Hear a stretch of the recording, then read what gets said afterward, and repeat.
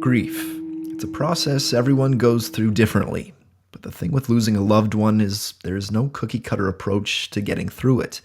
Artists have a way of coping through the expression of their art, but in 1994, art was the last thing on Dave Grohl's mind.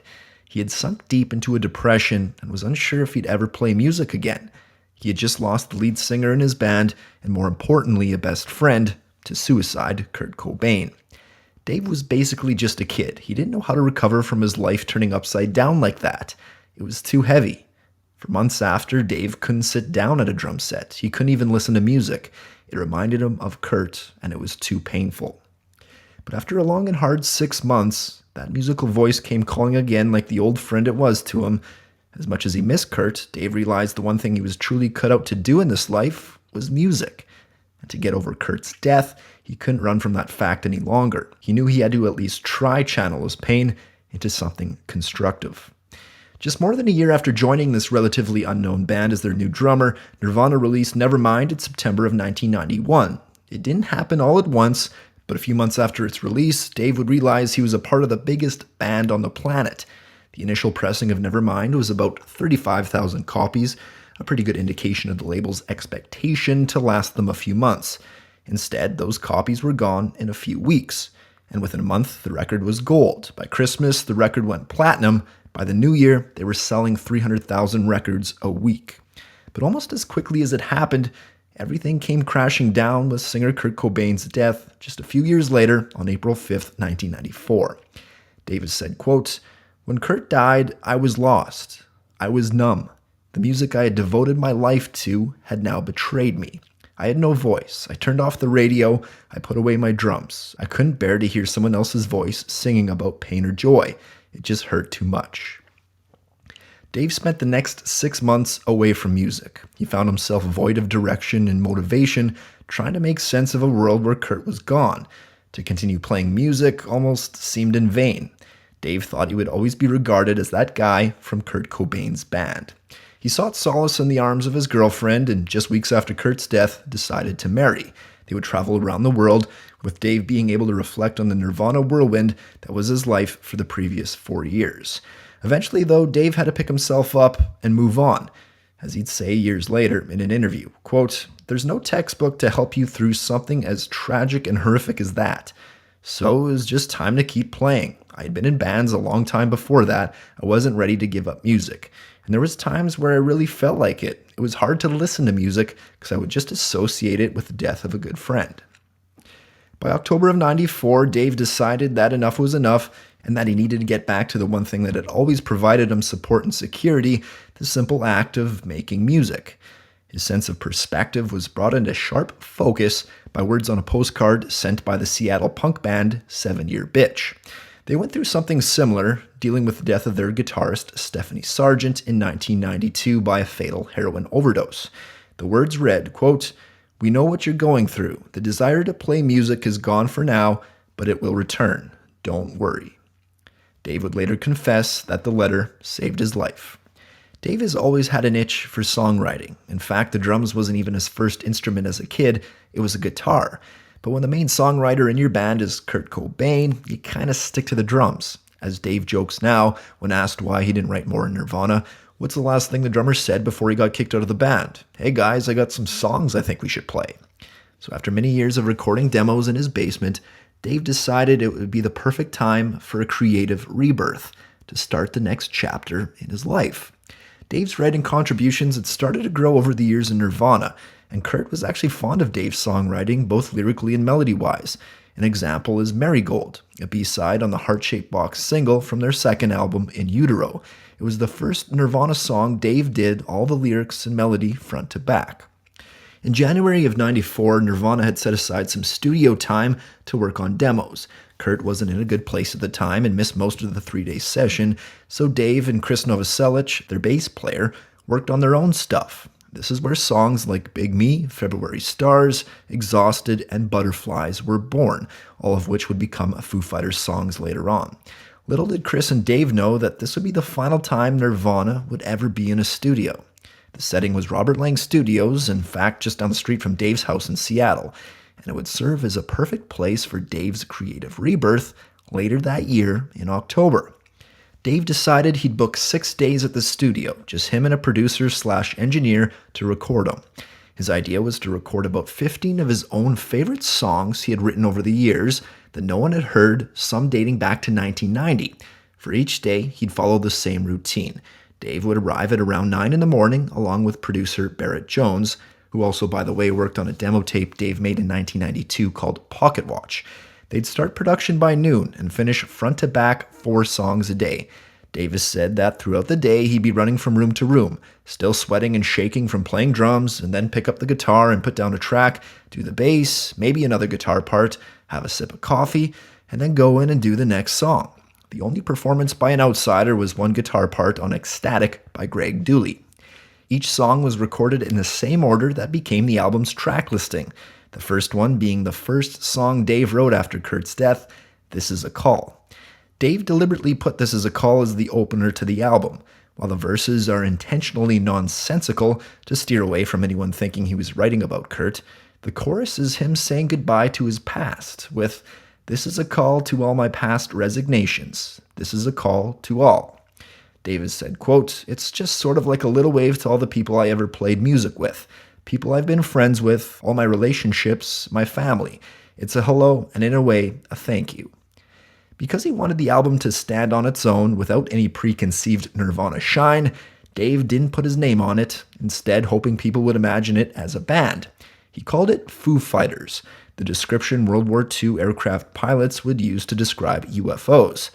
The sound of the record is a continuation of the grunge style that Nirvana was doing, however with more optimism and more positive energy. It's a sound that has come to define the Foo Fighters over the years. The first Foo Fighters record was eventually released on July 4th, 1995. It was a commercial success, peaking at number 23 on the Billboard Top 200, even being nominated for a Grammy. Looking back, no one would have blamed Dave for quitting music altogether. For those 6 months, he associated music with the death of his best friend. But like the true artist he was, he realized he could cope with grief through expression. Music was always there for him. Why should now be any different?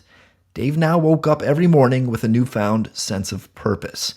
His mind was now laser-focused on realizing one solitary goal. In a small sense, making a good record, but more largely proving himself to the world. Once Dave listened back to the record and saw its quality and potential, his self-perception changed.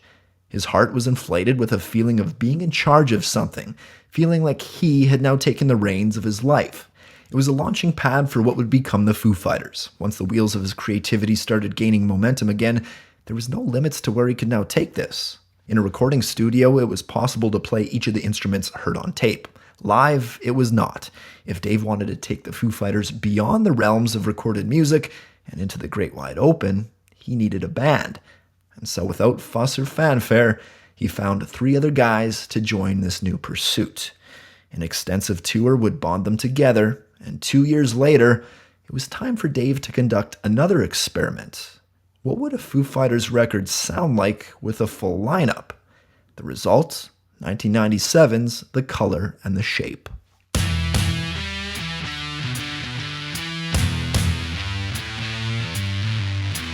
The stories behind some of the most famous albums in music history. It's Beyond the Beat with Jared Lennon.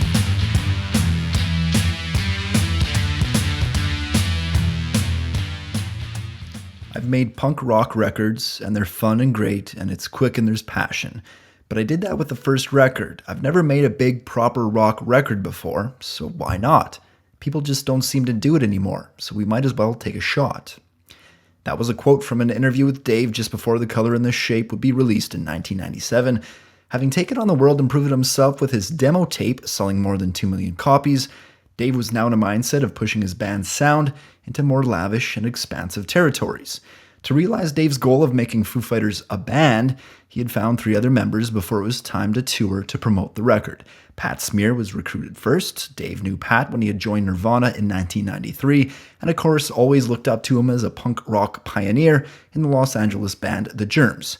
It was the demise of a Seattle band called Sunny Day Real Estate, where Dave found the future drummer and bass player of the Foo Fighters, William Goldsmith and Nate Mendel.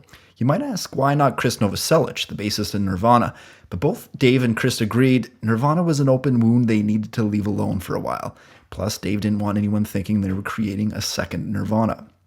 And so it was an exciting time for Dave. There would be no glamorous tour bus or fancy hotel rooms on this tour. They all piled in a van, and through sheer grit and determination, they formed a bond. For the first time ever, Dave was fronting a full-fledged band, and the creativity started flowing immediately. They perform extensive sound checks where they would experiment with new ideas. Dave might show up one day with a new riff, and they'd jam it out and try new things. The ones that were good would turn into a basic song structure, and over time, each member might contribute little parts here and there. It was like the creative floodgates were open. Dave realizing he didn't have to come up with every little guitar part, every drum fill, every bass lick in his songs anymore. That 18-month-long tour would finally come to an end, and they knew they had to record a follow-up album. But as great as things were going in this new-formed band of his, Dave's personal life was a struggle. In 1994, Dave had rushed into a marriage with a young photographer, Jennifer Youngblood. By 1996, the writing was on the wall that it was a mistake to force the marriage when Dave was going through the tragedy of Kurt's death. He talked about it in Paul Brannigan's biography of Dave, the book titled This Is a Call. Dave saying, quote, "We'd been dating for 2 or 3 years, and the day she moved out to Seattle, I asked her to marry me. We were kids, and honestly, we shouldn't have done it. Even in the time we were engaged, I think we both realized that we probably shouldn't get married. And then Kurt died, and our whole world was turned upside down. And so in a way, I think I clung to our engagement and the marriage as like my last piece of stability. It was something to hold on to, and then it was gone too." To top it all off, as he was kicked out of the house, living at a friend's place, he was experiencing these conflicting feelings over finding love in a new woman, as he'd say in an interview, quote, "I was going through a divorce. I was falling in love with someone else. I was living out of my duffel bag on this cat piss stained mattress in my friend's back room with 12 people in the house. It was fucking awful." So as Dave turned his focus onto a possible new album, he couldn't help but write about the pain and conflict running in his head at the time with his marriage failing. In the eventual opening track to The Color and the Shape, Doll, Dave writes the opening lines, "You know, in all the time that we've shared, I've never been so scared." It sets the tone for the record for how Dave is feeling in his relationship with his wife.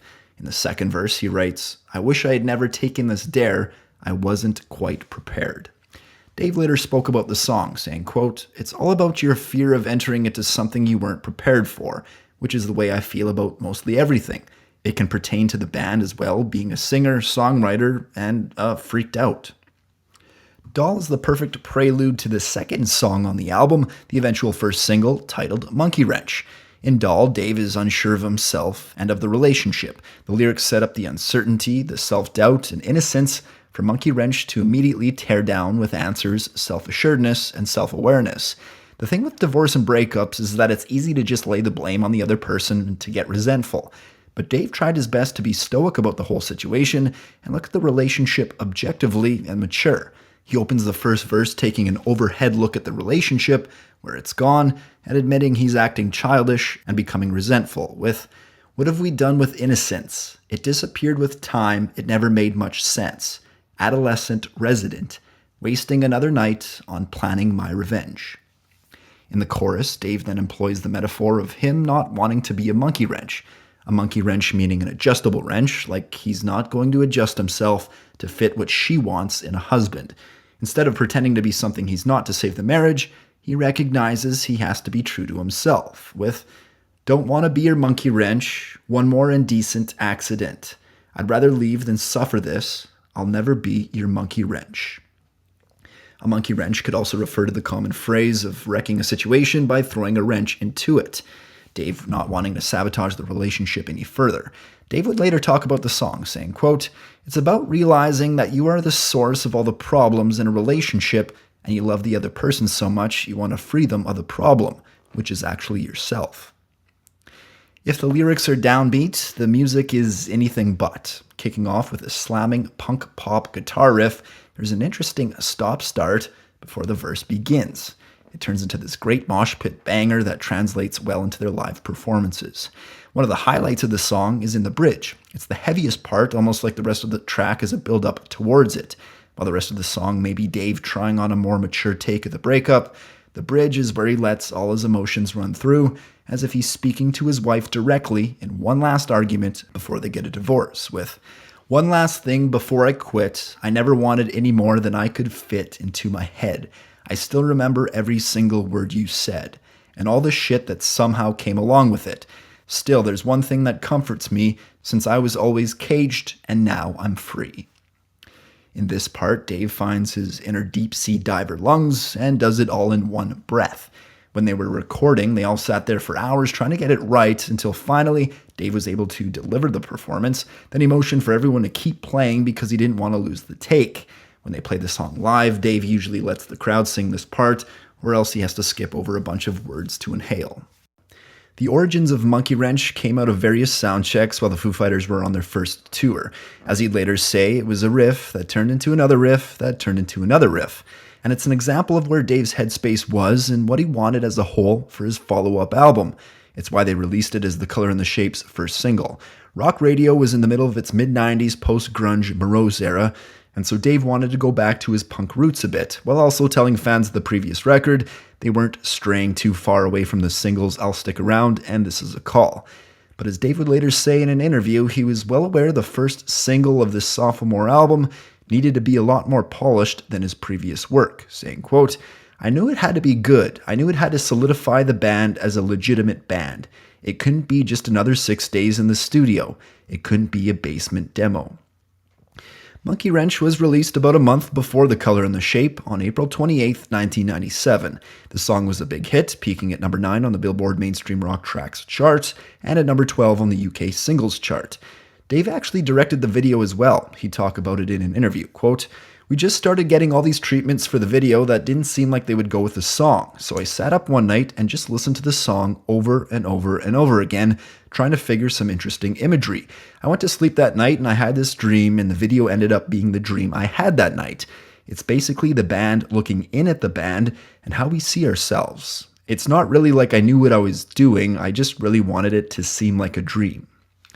Monkey Wrench is an example of Dave maturing in his songwriting compared to the first record. On his debut, Dave was so worried about journalists and fans overanalyzing every lyric, looking for crumbs about Kurt and the demise of Nirvana, he deliberately write nonsense. A major part of Dave's songwriting growth and evolution can be attributed to the producer of The Color and the Shape, Gil Norton. Gil came on Dave's radar for his work with the Pixies. Dave loved how he could get such clarity out of a band that employed the dirtiest of sounds. The bizarre arrangements on the Pixies' album Trompe Le Monde in particular caught Dave's attention. Gil considers the pre-production time before recording an album as the most important. Once Gil was on board for producing The Color and the Shape, he made it clear that he wasn't going to be satisfied with a bunch of nonsense lyrics.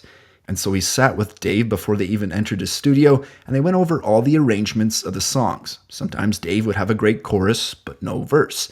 Maybe they needed to change around the song structure. But most importantly, Gil pushed Dave to write about what was in his heart. Gil noticed everything wasn't right in Dave's personal life, and so he was insistent he wrote honest to the core. Dave would later talk about Gil's style of pushing the band to their limits, saying, quote, "He wouldn't let me have dinner until I'd written some lyrics. Every time I wrote a bad line, I'd get 40 lashes. Dave continued, saying, quote, "Man, I don't want to work with anyone else for the rest of my life. He's a fucking whip cracker too, man. He did not like to mess around at all. It was frustrating, and it was hard, and it was long, but at the end of the day, you listen back to what you had done, and you understood why you had to do it 5 million times." Gil not only pushed Dave to write deeper lyrics, but as Dave said, he pushed the band as a whole in their performances. He wasn't afraid of making each member do take after take, hours on end, to get the perfect performance. He accepted nothing but absolute perfection, citing faults with tunings and tempos and intonation and harmonies, to the point Dave, Nate, Pat, and William began to seriously question their own abilities. And he was brutally honest, too. William later said Gil called him and Nate the rhythmless section. Nate said in the Back and Forth Foo Fighters documentary that Gil worked them real hard, but it was also coupled with their inexperience, saying, quote, "This was my first real recording process. Now there's a producer, like someone who's not just pressing play, but actually saying, I think that should be a C, and you should also play it in time. I could tell when I had to do something a million fucking times and it was taking longer than I wanted to. And it was my first realization like, oh, I'm not a fully formed musician. I gotta keep getting better. Ironically, all 4 original members of the Foo Fighters came out of previous bands that ended prematurely. They never talked much about their previous bands with each other, especially at the start when Kurt hadn't even been dead for a year yet. But they entered in with this unspoken bond of the band helping them get through the loss of the bands they had been in before. William and Nate both came out of the Seattle band Sunny Day Real Estate. They were breaking up just as Dave was starting the Foo Fighters. Dave went to a live show of theirs knowing it was one of their last and was impressed with the rhythm section. Dave met Nate and William after and left them a cassette of an early version of the first Foo Fighters record, thinking maybe they could jam sometime. Eventually they did at William's parents' house, and as they sat in the kitchen after just one jam, Dave offered them the job. William struggled mentally with performing and playing in front of people and told Dave he didn't think he should take it. Dave said that was exactly the reason he should be the drummer. Somehow that answer convinced William. Before Nate and William, Dave had recruited guitarist Pat Smear. Pat was not only briefly in Nirvana with Dave, but was a punk rock lifer coming out of the early Hollywood punk scene with his band The Germs in the late 70s. Dave always revered Pat for this reason, calling him one of the baddest motherfuckers in the world. The Germs were rightly labeled as one of LA's most notorious, controversial, and talked about bands up until the suicide of lead singer Darby Crash in 1980. Pat had played in a variety of bands and did a little acting up until he got the call from Kurt to join Nirvana in 1993. Pat was in his own sort of depression since Nirvana ended, mostly sitting in his Los Angeles home smoking cigarettes and channel surfing. When Dave played him his demo cassette, he was blown away. He told Dave he wanted to join the band that same day he'd been given it, which actually surprised Dave. So it wasn't too long after where Pat flew to Seattle and jammed with Dave in his new rhythm section in Nate and William. In the back and forth documentary, Nate looked back on when Dave asked him to be in the band, saying, quote, "I remember it very vividly, Dave saying, let's have it be fun. Let's have things be out in the open. Let's talk about shit. Just no drama."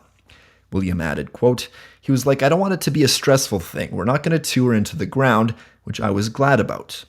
Funny how that would actually prove to be false. Anyway, they did end up going on their first tour, opening up for Mike Watt. Mike never actually wanted the Foo Fighters, but he wanted Dave to be the drummer in his band. Dave agreed to perform with Mike as long as the Foo Fighters got the opening slot. It just so happened Mike asked Eddie Vedder the same thing. Eddie's other band, Hovercraft, was also opening for Watt. Not a bad grunge supergroup with elements of Nirvana, Pearl Jam, and the bands Mike came from, the Minutemen and Firehose. Dave opted for getting a van instead of a tour bus. They played 6 shows a week in places with 300 to 600 capacity. Dave later talked about how weird it was to transition from behind the kit to being the frontman, saying, quote, "One of the reasons I wanted to do this was because I'd never done it before, like to stand with a guitar. And I mean, at first I felt like I was in the Chuck E. Cheese band. Like, how do I move? What do I do? How's my hair? But over time, you just get used to it." So as the tour went on, they noticed the venues already getting bigger and the hype growing. It was nice, but also weird, because they came to realize a lot of people were just coming to see the former drummer of Nirvana and this new band of his. All the attention kind of weirded Dave out. Nirvana fans would show up and yell out requests for Marigold, the one credited Nirvana song, to Dave. And every question, of course, in the subsequent interviews was about Nirvana and Kurt. It was a reflection of that period for Dave and how crazy huge Nirvana got. There was one story reported on in Rolling Stone magazine where Dave walked into a coffee shop and the kid behind the counter said, "Hey, you're Dave Grohl from Nirvana, aren't you?" Dave reluctantly said yes. The kid continued saying, "You know, I was really pissed off when that asshole blew his head off." The kid then paused as if confiding to a friend, saying, "I don't mean to be so frank." It was yet another reminder that since the suicide of Kurt Cobain, virtually every mouth in the free world was spouting off about the loss. Dave adding from that story, quote, "I didn't jump over the counter and beat him to a pulp, which is half of what I would have liked to do. You have to let it bounce off you and figure that it's just some guy you'll never talk to again. Not that many people understand what I'm going through, and I don't expect them to. I don't expect people to be nice or understanding or compassionate because it happens so rarely." I can't imagine what a whirlwind of emotion and thoughts must have been running through Dave's head at the time. Not only was he trying to cope through the death of one of his best friends and the media firestorm that came out of it, but I imagine he was just trying to make sense of the last few years of his young life. In January of '94, before Kurt's death, I had mentioned that Nirvana had tried going into the studio to write and record something. Kurt was messed up at the time and he didn't show up until the third day, so Chris and Dave sat there and decided to work on some of their own stuff to at least try accomplish something while they had the booked studio time. That Nirvana session was where Dave would work out a lot of future Foo Fighters material, and one of those songs that got left off the debut but would be featured on The Color and the Shape years later was a ballad called February Stars. Dave was using that Nirvana studio session without Kurt to just mess around and see what would happen with the tools they had available at the studio. Chris was playing this tabletop organ the studio brought in from Croatia, and it must have inspired Dave as he sat there with an acoustic guitar. Out came this mellow little jam, and eventually with it, these sad and desperate lyrics. Dave has described February Stars as just a song about hanging on by the tips of your fingers and hoping you don't slip and fall. The lyrics weren't fully fleshed out at the time of that recording session, so it's hard to say what was written before or after Kurt's death, but it's hard to look past the reference. The first verse opens with, "I'm hanging on, here until I'm gone. Right where I belong, just hanging on. Even though I watched you come and go, how was I to know you'd steal the show?" More broadly, though, it's pretty obvious February Stars is about the common characteristics of the last stages of any relationship. Whether it was his friendship with Kurt or the pending divorce with his wife, Dave could be writing about becoming a spectator of a failing relationship, but still trying to hold on to it for as long as possible. It could also be about developing strong feelings for a girl, a friend of yours, but her not reciprocating it back. In the second verse, it's like Dave is waiting to build up enough courage to tell her how he really feels, but right now he's afraid to ruin the friendship they already have, with, "One day I'll have enough to gamble, I'll wait to hear your final call, bet it all. Hanging on here until I'm gone, right where I belong, just hanging on." And maybe Dave wrote about all of the above, the feeling for the girl, the demise of his marriage, and Kurt, all with a common theme of hanging on. Dave likes to keep the public mostly in the dark with the subjects of his songs. The dynamics in the music in February Stars are unique for a Foo Fighters song. It builds slowly, starting off more like a junior high school slow dance song, but it builds to the roaring climax at the end where Dave belts out, "February stars, floating in the dark, temporary scars, February stars." The final words represent the bittersweet feelings one can have when they come to a moment of truth. In this case, maybe it's about that their friendship will always be something special, but it will only be a friendship. Now all alone, he's staring at the stars in the blackness of space and comes to terms with his feelings. And if we're trying to draw comparisons to Dave's time in Nirvana, maybe February Stars is a little about holding on for dear life as he was going through that wild ride of stardom. They rose from nobodies to voices of a generation so quickly. It was very much bittersweet for Dave because there was a lot of good times with Chris and Kurt. They shared the perspective of their popularity being so absurd to them, yet with it came immense pressure.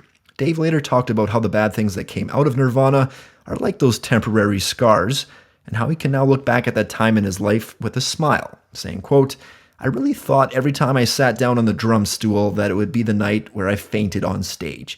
It was all so hilarious. It wasn't supposed to happen, and it did. One of the saddest things is that it can never happen again, but the greatest thing is that it did." David Eric Grohl was born January 14th, 1969. His mom a teacher, his dad an award-winning journalist. They moved to Springfield, Virginia when he was 3. By the age of 7, his parents divorced, leaving Dave to mostly grow up with his mom. Dave remembers first falling in love with music as a kid, hearing Edgar Winter's instrumental Frankenstein and the classic riff that accompanies it. Guitar was his first instrument, picking it up around the age of 12. He had an old Sears Silvertone with the amp built right into the case, teaching himself with the Beatles' songbook he owned after quickly growing bored of lessons. In 1982, when he was 13, him and his family took a trip to see family friends in Evanston, Illinois. And that's where one of the kids in that household introduced him to the world of punk rock. Dave would later talk about that memory, saying, quote, "At first I heard her coming down the stairs, the clanking of chains, the stomping of heavy boots, the sound of a fresh leather jacket creaking like an old ship. And then I saw her, shaved head, bondage pants, torn antipasti t-shirt. She was a fucking superhero, come to life. Something I'd only seen on the TV shows Quincy or Chips. My heart started racing, my eyes widened, my throat clenched. I stood there speechless and in awe. Tracy was my first hero." Tracy would take Dave to his first concert on that trip at a bar across the street from Wrigley Field in Chicago called the Cubby Bear. They went and saw this local punk rock band called Naked Raygun. As Dave would later explain, his life changed that night, saying, quote, "More than the noise and the rebellion and the danger, it was the blissful removal of these bands from any source of conventional popular corporate structure and the underground network that supported the music's independence. That was totally inspiring to me. At 13 years old, I realized I could start my own band. I could write my own song. I could record my own record. I could start my own label. I could release my own record. I could book my own shows. I could write and publish my own fanzine. I could silk screen my own t-shirts. I could do all of this all by myself. There was no right or wrong because it was all mine." From then on, Dave was a punk rocker. In high school, Dave would play guitar in several local bands. Around the age of 15, he was in a band called Freak Baby, when during one practice, he got fed up with the drummer's inability. He had never played on anything besides his pillows before, trying to mimic Neil Peart on Rush's 2112 album, but he figured he at least had it down in his head. From then on, Dave became a drummer. And he picked it up fast, so much so that by the time he was 17, he got the opportunity to try out for one of his favorite local DC punk rock bands, Scream. Dave had to lie about his age to the guys, but he got the gig. And that became his life for the next 4 years. Dave saying, quote, "I sort of became more independent early on in life. By the time I was maybe 17 or 18, I had dropped out of high school and started touring with hardcore band Scream, and toured America and toured Europe. And there was no money, and you're sleeping on floors, and you're stealing food, and you're just getting by playing music. Barely." It was a 1990 tour stop in Seattle where a friend of the band, the Melvins' Buzz Osborne, took some of his friends to see Scream. Those guys were named Kurt Cobain and Chris Novoselic.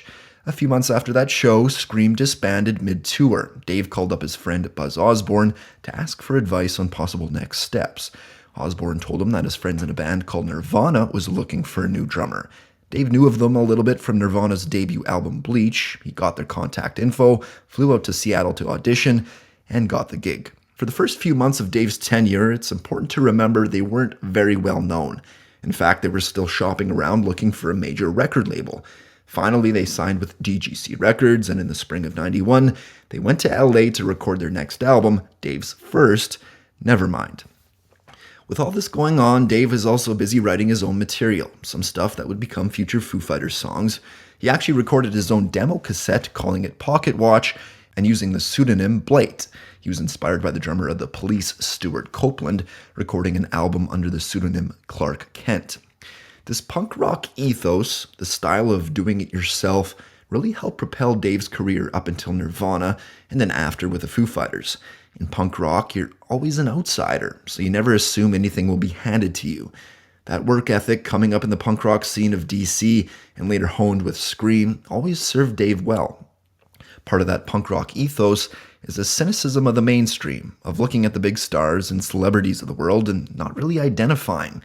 Dave has talked about loving bands like Led Zeppelin and the Rolling Stones as a kid, but those musicians were just so technically proficient, he never thought he could be in a band. He couldn't dream of playing the guitar like Jimmy Page or Keith Richards. When Dave was a kid, he didn't really have those big rock and roll heroes, saying in an interview, quote, "Heroes are a funny thing. When I was young, I had Kiss posters and I listened to Rush and I thought the Beatles were magicians. But the real heroes in my life were people that I was close to. Pete Stahl, who was the singer of Scream, was one. I was 17 years old when we hit the road, and that guy showed me the ropes. So to me, he was a hero. And family members. My mom's a saint. She raised 2 kids with no money, and we managed to be a happy family. So she seems like a hero to me." And that's where the third single from The Color and the Shape was born, one of the Foo Fighters' most well-known songs, It's My Hero. The song is a tribute to those everyday people who don't get the recognition they deserve. The sentiment on this track is simple. You don't have to be rich or famous or successful to do something good or heroic. With Dave saying, quote, "I didn't want to grow up and be some big sporting hero. My heroes were ordinary people, and the people that I have a lot of respect for are just solid everyday people, people you can rely on." We all have regular people in our family or within our own community who don't get the recognition they deserve, but are courageous nonetheless. It's a strong sign of maturity for being just 26 years old, the age Dave was when he wrote it. The first verse starts with Dave explaining how he came to realize that the conventional heroes portrayed in the media lost its meaning on him as he grew older. Dave is tearing down the photos of his previous heroes and is now left puzzled how obvious it was to him that his former idols are no longer his heroes. With the first verse, too alarming now to talk about. Take your pictures down and shake it out. Truth or consequence, say it aloud. Use that evidence, race it around. And then the chorus comes, which hits home the obvious message of the song. There goes my hero, watch him as he goes. There goes my hero, he's ordinary. Of course, once the first Foo Fighters record came out, everyone peered over the lyrics to find any trace of Dave writing about Kurt. And so inevitably, everyone assumed My Hero was about him. Dave has denied it, only admitting that there was definitely an element of Kurt in there, but there are a couple of clues that hint to Dave maybe not telling us the truth, that in fact the song could have stemmed from thinking about Kurt. Forgive me for making any leaps, of course correlation doesn't necessarily equal causation, but let's have some fun here. In the second verse, it opens with the lines, "Don't the best of them bleed it out, while the rest of them peter out." It could be about ordinary heroes being much more courageous, never giving up when encountering struggle, as opposed to the pretenders. It could also be a reference to a Neil Young lyric Kurt referenced in his suicide note, "It's better to burn out than fade away." And then in the bridge, Dave writes, "Kudos, my hero, leaving all the mess, you know my hero, the one that's on." As heard in the demos and early live versions of the song, that last line was originally "the one that's on the left." Of course, Kurt being on Dave's left when they would perform on stage. We'll likely never know the true origin, likely an amalgamation of many facets of Dave's life.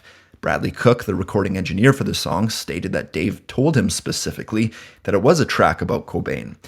What we do know is that it's a reflection of the different, more mature way Dave looked at the world coming out of the death of one of his best friends, saying in an interview, quote, "After Kurt died, the whole idea of hero worship or idolatry warped into something I thought was strange. You take a human being and you turn them into a deity. It's really bizarre. I remember I was driving around Ireland when I was trying to get away from that whole fiasco after Kurt died. I was in the middle of nowhere and it was beautiful. But then I was driving down a country road and I saw a hitchhiker with a Kurt Cobain t-shirt on. So my perception of a hero kind of changed." The earliest record of My Hero being played live came well before the Foo Fighters hit the studio to record The Color and the Shape. It was first played live at Vancouver's Commodore Ballroom on July 20th, 1995, 3 days after being written and some 2 years before the release of the album. If you listen back to Dave's Pocket Watch demo cassette, you can hear a similar drum pattern to the famous one in My Hero on the track Pokey My Little Puppy.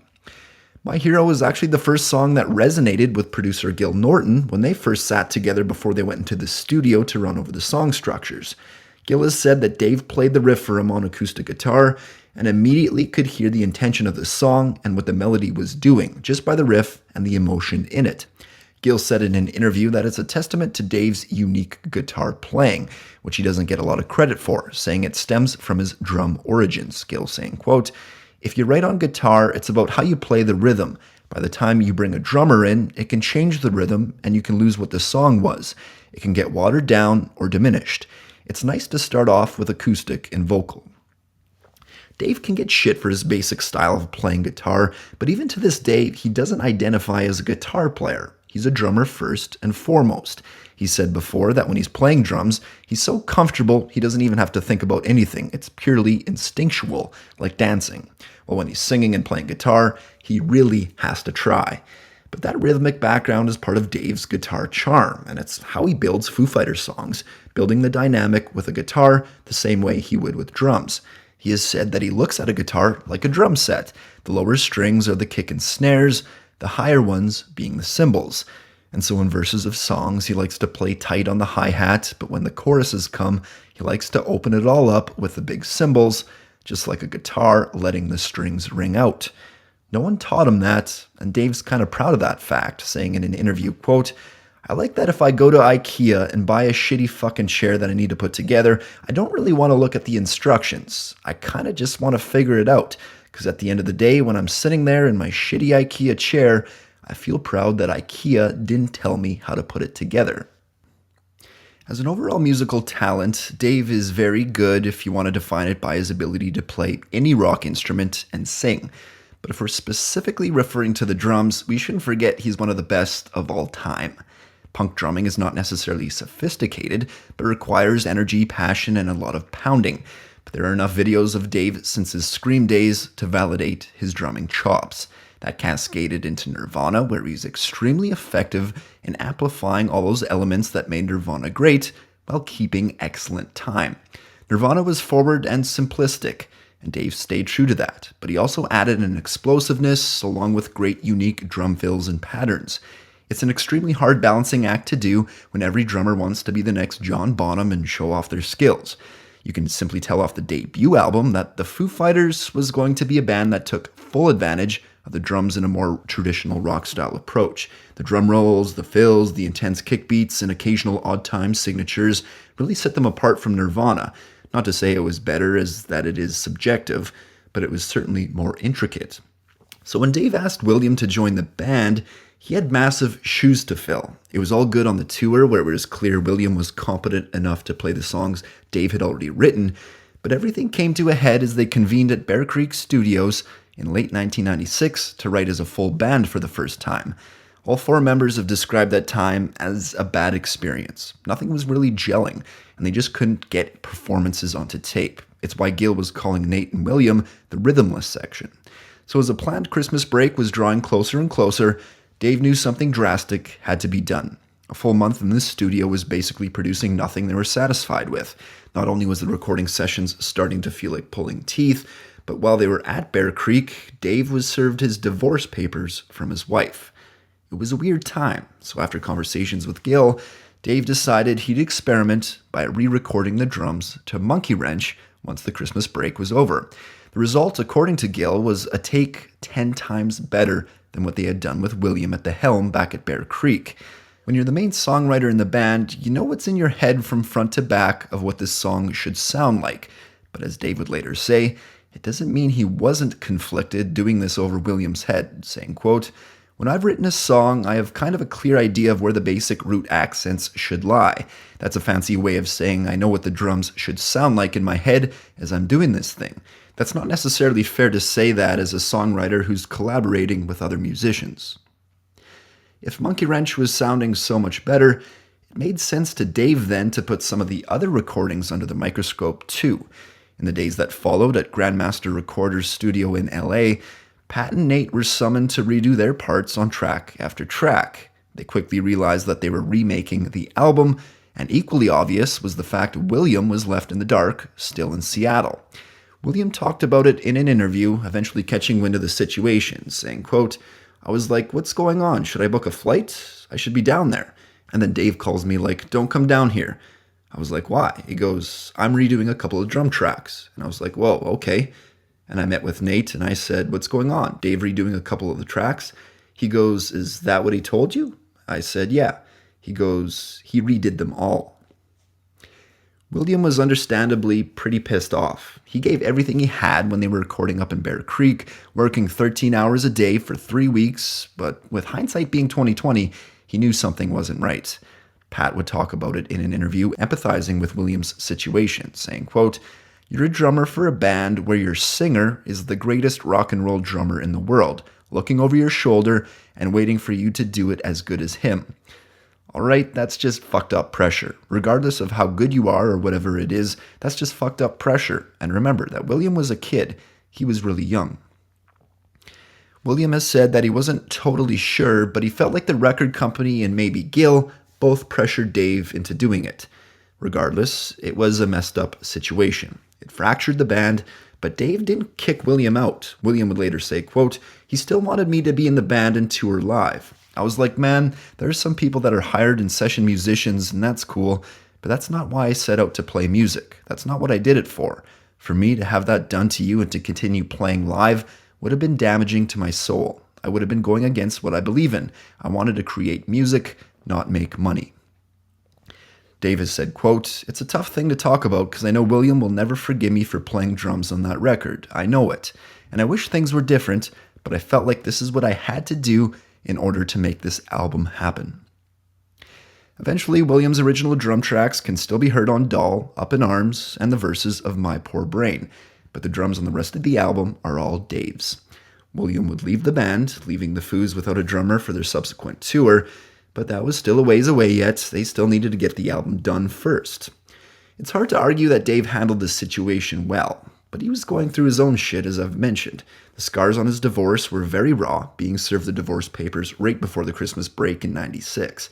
On top of that, he had no access to his own bank account, he was crashing at a friend's place in the meantime, while also conflicted over developing feelings for a new woman. Out of all of that, Dave was still writing the album. Maybe taking the advice of Gil's to write more of what's in his heart, out came a self-described emotional sappy song about getting dumped, called Walking After You. Walking After You doesn't twist you like other soft Foo Fighters songs that radically veer to loud and abrasive in a switch. Dave remains achingly soft from start to finish, including the slight touch of the drums and the jingling acoustic guitar. It's pretty, it's beautiful, and it's heartbreaking. It opens with, "Tonight, I'm tangled in my blanket of clouds, dreaming aloud, things just won't do without you, matter of fact." In the outro, he leaves little to the imagination about the song's subject matter, with, "Another heart is cracked in two, I'm on your back, I cannot be without you, matter of fact." And the lines in the chorus repeated throughout the song, "If you walk out on me, I'm walking after you." There are two different versions of the song. The first one is the one featured on the album, with Dave doing all the instruments. The second one was re-recorded as a single in 1998 for the soundtrack for the X-Files movie, along with a music video. Dave has said it's one of the few Foo Fighters videos he hates because it's cheesy and doesn't have the fun, quirky tone of their other ones. While Dave allowed himself to wallow on Walking After You, he also wrote another much more hopeful song during that Christmas break, with divorce on his mind.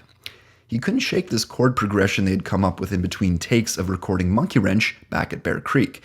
The song is in a drop D guitar tuning, so they had messed around with his verse while in the studio, but it was kind of left as a jam.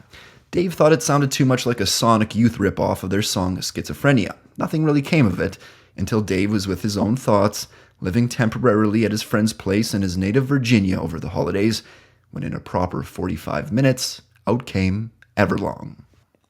With its ringing, sustained chords and earnestly romantic lyrics, Everlong remains one of the Foo Fighters' most beloved tracks to this day. Dave has said, quote, "That song's about a girl that I'd fallen in love with, and it was basically about being connected to someone so much that not only do you love them physically and spiritually, but when you sing along with them, you harmonize perfectly." Everlong threads an almost impossible needle of creating a rock love song that isn't a ballad, but is earnest and sincere, while also still playing guitars really loud. Its verses are weirdly tender, while the chorus, one of the most shout-worthy in all of 90s mainstream rock, could be from an adult contemporary single. It's why Everlong sounds so well acoustically. The lyrics are about falling in love, starting with the first verse. "Hello, I've waited here for you, Everlong. Tonight I throw myself in two, and out of the red, out of her head she sang." Into and out of the red may be for Dave what out of her head is for the woman in the song. They both can't help but express truly honest feelings about each other, what they might think in clear-headed moments as crazy. In the second part of the verse, the same sentiment is expressed, as if they know they should take things slow, but they just can't help themselves. "Come down and waste away with me, down with me. Slow, how you wanted it to be. I'm over my head, out of her head she sang." Given Dave's condition at the time, "come down and waste away with me" may be another way of saying, "join me in my hopeless condition so I don't have to be alone. Take away my pain by giving me real love." The pre-chorus then kicks in, followed by the chorus, where the power of Everlong really shines through. "And I wonder, when I sing along with you, if everything could ever feel this real forever, if anything could ever be this good again. The only thing I'll ever ask of you, you've got to promise not to stop when I say when," she sang. It's about nostalgia, one of the most powerful tools in songwriting. Based on Dave's experience with the first marriage, he knew that the good times would not always roll. It's sad when you think about it, trying to enjoy this new love, but knowing the ifs are just empty wishes. The second verse opens with one of the most memorable lines from the song, "Breathe out so I can breathe you in, hold you in. And now I know you've always been and out of your head, out of my head I sang. Just as Dave said in the quote about the song, he repeats the lines about him and her singing because it's about finding such a perfect woman and partner, even singing together matches in perfect harmony. Ironically, Dave is literally singing along with the girl the song is rumored to be about, Louise Post of the band Veruca Salt. She is credited in the liner notes for backing vocals, singing the harmony part with Dave in the chorus, and singing along with the guitar part after the she sang lyrics. She's low in the mix because she had to sing the parts over the phone. For the whisper part breakdown, you hear someone softly talking, but it's put through so many filters it's hard to make out what they're actually saying. Dave did 3 separate spoken word takes for this part. One retells a childhood story from assistant engineer Ryan Bosch of being punished for disturbing his father's sleep. The second is just Dave reading an instruction manual, and the third is a love letter. All 3 were blended together in the final mix. The wonder of Everlong is that it simultaneously functions as both a song about exciting new love and persisting romantic disillusionment. It's a battle between the 2 sensations, the new romance ultimately triumphing with the final words, "and I wonder," but also leaving you with doubt. Dave has recounted a story years later when they were opening up for Bob Dylan on a tour, and he got a chance to meet him one night. Dave was understandably quite nervous because Bob doesn't really like to meet or interact with his opening acts very often.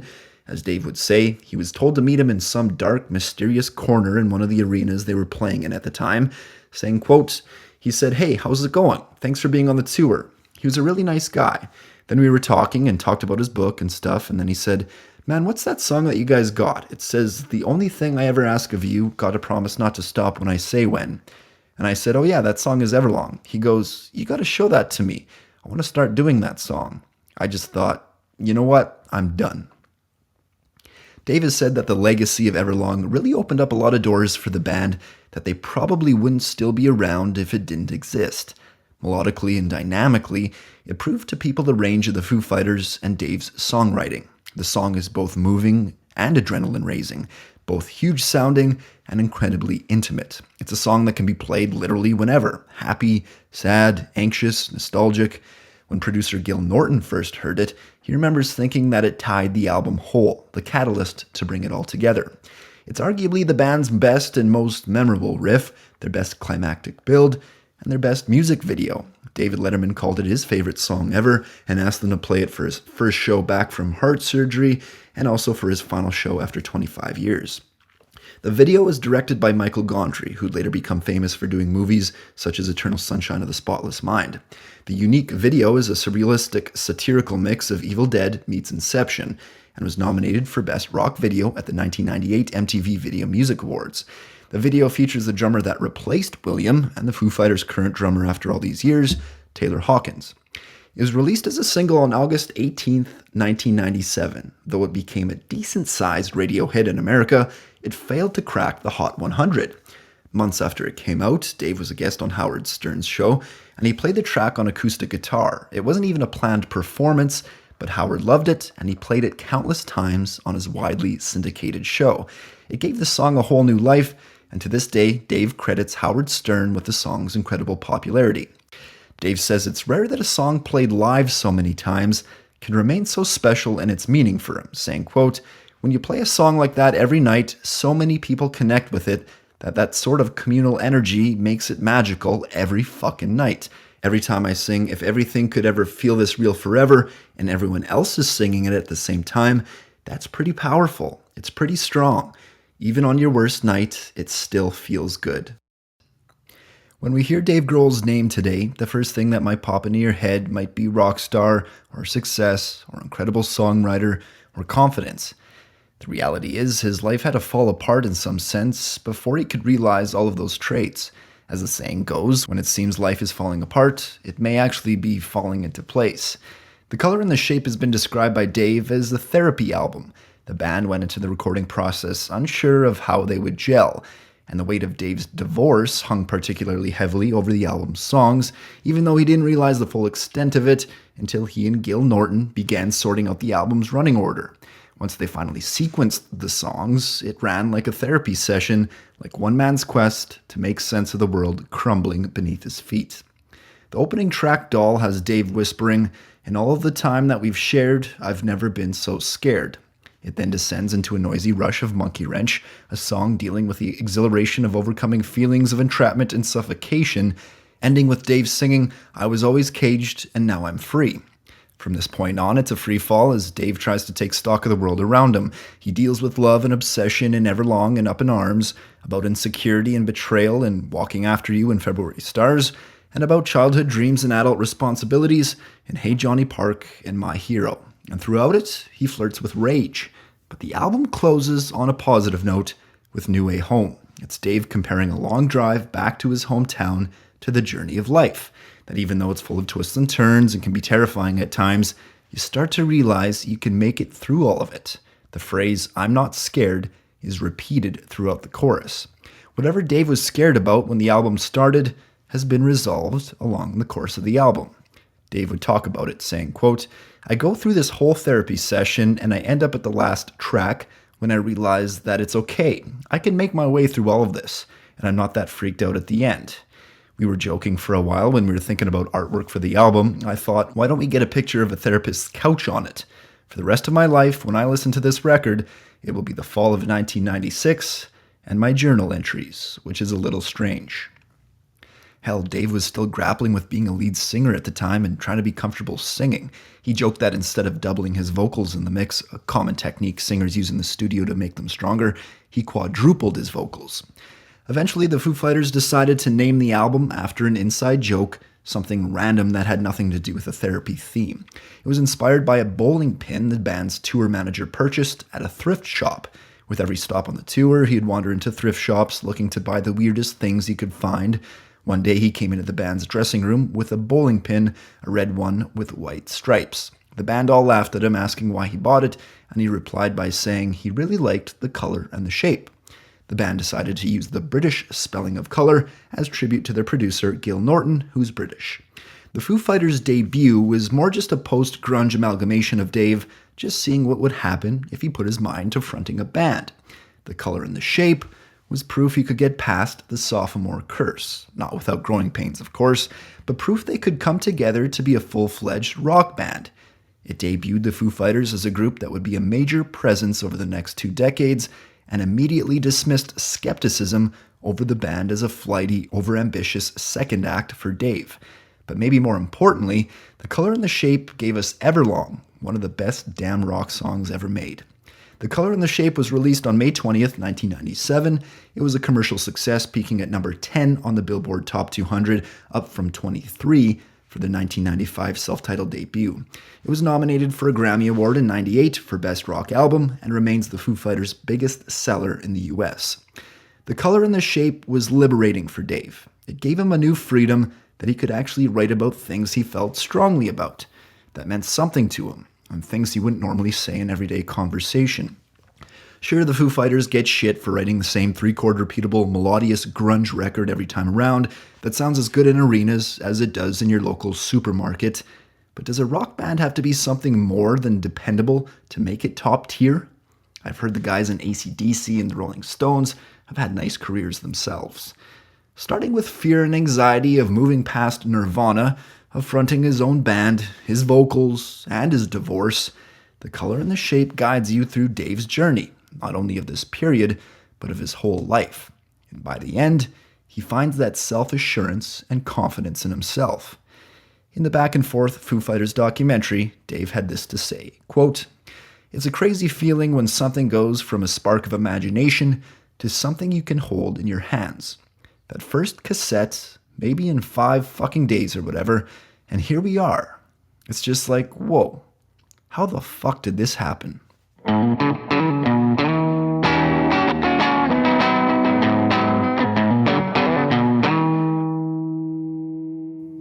Hey guys, thanks for listening. If you'd like to keep up to date with everything I got going on with this channel, be sure to follow my Instagram page.